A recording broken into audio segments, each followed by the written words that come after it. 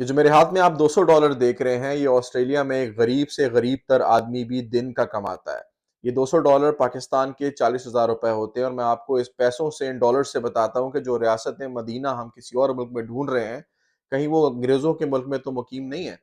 आप इसमें देखें कि $200 में से आपको दिन के $40 जो है वो देने पड़ते हैं यहाँ पे टैक्स के हिसाब से। आपसे हुकूमत $40 लेती है टैक्स के, लेकिन इसके बदले आपको मिलता क्या है?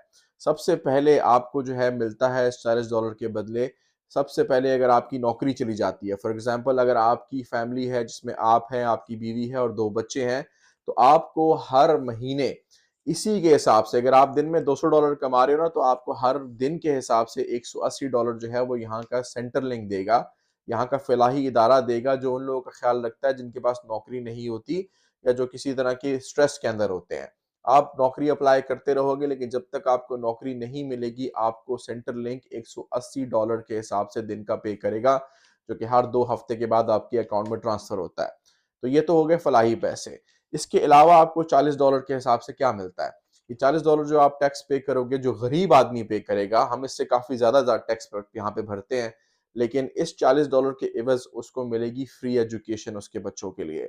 और जो यहाँ पे पब्लिक स्कूल हैं, जो यहाँ पे सरकारी स्कूल हैं, वो यहाँ के प्राइवेट स्कूल से भी बेहतर एजुकेशन प्रोवाइड करते हैं। और जैसे हम जैसे यहाँ पे लोग हैं, पाकिस्तानी हैं, मुसलमान हैं, हम अपने बच्चे को प्राइवेट इस्लामिक स्कूल भेजते हैं, ताकि उनकी इस्लामी लिहाज से तालीम हो सके।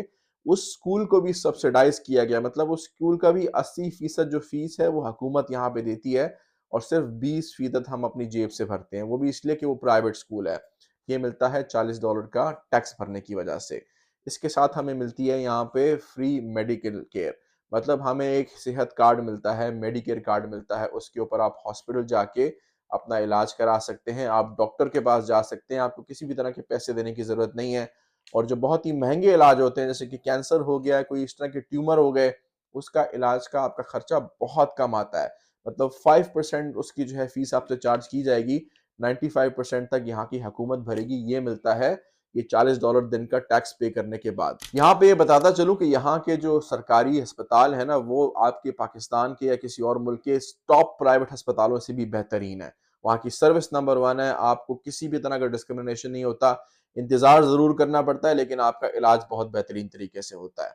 इसके साथ साथ आपको और क्या मिलता है यहाँ पे? इसके साथ साथ आपको मिलती है यहाँ पे कंसेशन ट्रांसपोर्ट के अंदर। जैसे क्वींसलैंड में इस वक्त 50 सेंट्स, 50 सेंट में आप कहीं भी जा सकते हैं ब्रिस्बेन शहर के अंदर। मतलब ये कि जिस ट्रांसपोर्ट को, जिस बस में या ट्रेन में हमें पहले $6 एक तरफ जाने का खर्चा होता था, अब वहां पे हमें सिर्फ 50 सेंट देना पड़ता है। ये देती है यहाँ की हुकूमत, वो भी किस में? $200 में से $40 टैक्स देने के बाद। और सबसे मजे की बात यह है कि ये गरीब आदमी जो $40 टैक्स देगा ना, $200 कमा के दिन का, इसको साल के आखिर में $20 वापस मिल जाएंगे। कैसे मिलेंगे? टैक्स रिफंड के थ्रू। जब ये अपना टैक्स साल के एंड में लॉन्च करेगा, तो उसमें से इसको $20 तक दिन के वापस आ जाएंगे। पूरे साल की इसकी कैलकुलेशन इसके बैंक अकाउंट में ट्रांसफर कर दी जाएगी। हम लोग जितना ज्यादा यहाँ पे कमाते हैं उतना टैक्स भी भरते हैं, लेकिन उसके हिसाब से हुकूमत यहाँ पे बहुत ख्याल रखती है। और ये तो मैंने बात की है आपको सिर्फ उन तमाम बेनिफिट्स की जो आपको जवानी में मिलते हैं। जब यहाँ पे गरीब बूढ़ा हो जाता है, फॉर एग्जाम्पल मैं बूढ़ा हो जाता हूँ, मेरे पास कोई सेविंग नहीं होती, तो इन्होंने इस टैक्स के पैसों से, ये जो $40 जो है गरीब दे रहा है और मैं जो हूँ $200 दे रहा हूँ टैक्स का, डिपेंड करता है आपकी कितनी इनकम है उसके ऊपर आप टैक्स भर रहे हो। इस पैसे से यहाँ पे गरीबों का ख्याल रखा जाता है, बुढ़ापे में उनका ख्याल रखा जाता है। मतलब ओल्ड एज के अंदर उनको पेंशन दी जाती है, इतनी पेंशन दी जाती है कि उनका उनका खाना पीना हो सके, उनके सर पे छत हो सके। जो लोग गरीब हैं, जवानी में भी अगर उनका किराए पे अपना घर है, तो उनको किराए के ऊपर भी ऐसे घर दिए जाते हैं, हुकूमत ऐसी घर खरीदती है इसी टैक्स के पैसों से, कि अगर कोई आम आदमी वो घर किराए पे लेना चाहे तो उसको $600 हफ्ते का टैक्स देना पड़ेगा, किराया देना पड़ेगा।